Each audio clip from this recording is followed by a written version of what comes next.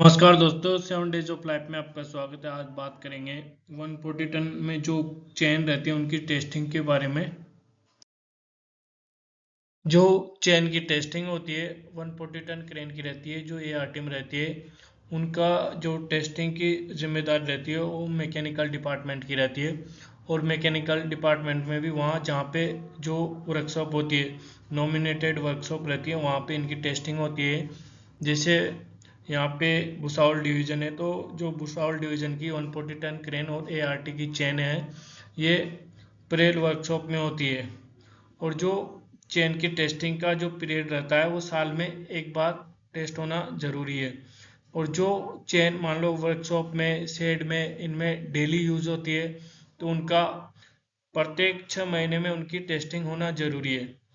जो wire rope रहते हैं 140 टन क्रेन में, मैन हुक के, ऑक्सिलरी हुक, विंचिंग, सब मिला के ये सबकी टेस्टिंग होती है ना वायर रोप की, ये प्रत्येक 3 महीने में एक बार होना जरूरी है।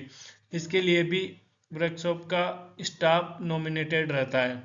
और जो वायर रोप डेली यूज़ करते हैं उनकी टेस्टिंग भी प्रत्येक 6 महीने में होना जरूरी है।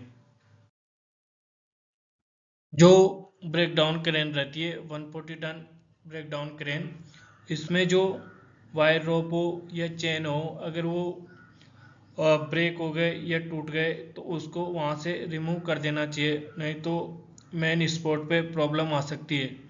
जो वायर रहता है उसकी डाया का या फिर विजिबल ब्रोकन वायर रहते हैं, अगर वो 15% से ज़्यादा टूट गए हैं तो उसको डिफेक्ट या रिमूव कर देना चाहिए। या फिर कोरोजन आ गया, एक्सेसिव वियर हो गया, कुछ भी हो गया, तो जब वर्कशॉप का नॉमिनेटेड स्टाफ आता है तो वो देखता है कि इसमें जो टोटल वायर का स्ट्रैंड रहता है उसका अगर 15% वायर टूट गए हैं तो उसको रिमूव कर देते हैं सर्विस से।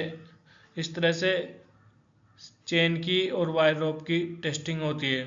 Thank you so much, I hope you like video. Please subscribe, any Curie please comment in comment box.